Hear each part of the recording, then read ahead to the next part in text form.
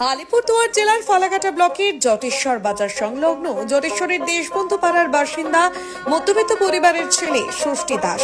তার একটি ছোট্ট ফলের দোকান আছে। জটেশ্বর বাজারে সে দোকান করে খুব কষ্টে তার সংসার চালায়।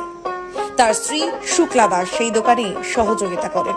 তাদের সংসার চালাতে হয় এভাবেই। মধ্যবিত্ত পরিবারের ছেলে ষষ্ঠী দাস এবং তার স্ত্রী এবং এক ছেলেকে নিয়ে তাদের ছোট্ট সংসার।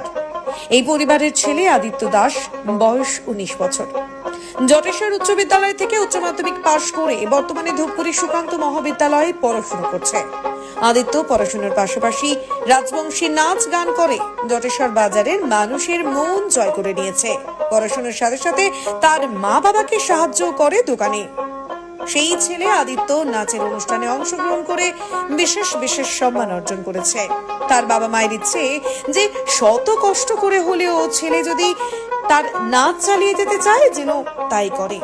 মধ্যবিত্ত পরিবারের ছেলে আদিত্য দাস উত্তরবঙ্গের বিশিষ্ট প্রতিষ্ঠিত মন production Bir Chilara academy present north Bengal dance reality show 2025, 2026 এবং উত্তরের নাচ রাজবংশী ইন্টারন্যাশনাল ফাইনাল রাউন্ডে চান্স পেয়েছে। সেই ছেলে আদিত্য দাসের গ্রামের মানুষ এবং আলিপুরদুয়ার জেলার মানুষ চাইছে ফাইনাল রাউন্ডে যাতে সে জয়ী হয়ে আসতে পারে।